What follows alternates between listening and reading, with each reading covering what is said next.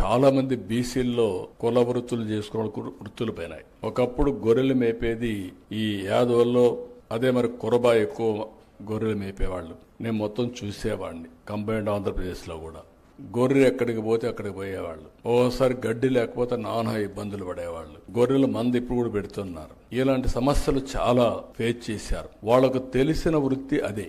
కుమ్మర వాళ్ళు ఓన్లీ కుండలు చేయడం, అదే మరి చేనేత కార్మికులు ఓన్లీ వీవింగ్ చేయడం, అదే మరి టాడీ ట్యాపర్స్ మొత్తం ఒకప్పుడు కళ్ళు ఉండేది, ఇప్పుడు కళ్ళు లేకపోతే ఇబ్బంది పడడం, ఇలాంటివన్నీ ఉన్నాయి. అందుకే ఇప్పుడు వాళ్ళందరినీ ఆర్థికంగా పైకి తేవడం కోసం ప్రత్యేకమైన కార్యక్రమాలు చేస్తున్నాం. ఇప్పుడు ఈ కార్యక్రమాన్ని వీలైనంత వరకు అదర్స్ చేసుకోవచ్చు, కానీ వీలైనంత వరకు యాదవులకి కురబాలకి ఇవ్వడానికి నేను అన్ని విధాల ప్రయత్నం చేస్తానని కూడా మీకు తెలియజేస్తున్నా. 2029 వరకు ఎక్స్టెండ్ చేస్తాం. ఎప్పుడు కూడా నేను మిమ్మల్ని అడిగేది, ఏ పని చేసినా ఇది లాభమా నష్టమా అని ఆలోచించుకోవాలి. ఈ గొర్రెల పెంపకం కూడా 25% మినిమం లాభం, అదే మరి 50% సబ్సిడీ ఇస్తే 50% వరకు లాభం వస్తుందని చెప్పి ఆయన అనుభవంతో చెప్తున్నారు. దీనికి కూడా మళ్ళీ వెటనరీ ఏ విధంగా ఉండాలి, నేను అనేక సార్లు మేము చూశాను. ఒకప్పుడు గొర్రెలు చాలా చనిపోయేటివి. దానికి కారణం రెగ్యులర్ గా డీవార్మింగ్ ఇచ్చేవాళ్ళు కాదు. దానివల్ల చాలా ఇబ్బందులు వచ్చాయి. అందుకే ఇటీవల కాలంలో డీవార్మింగ్ 1 and 3 months ఇవ్వాలని ఒక రూల్ పెట్టుకున్నాం. కంపల్సరీగా ఇస్తున్నాం. దాన్ని ఇంకా స్ట్రీమ్ లైన్ చేస్తాం. రైతుల్లో కూడా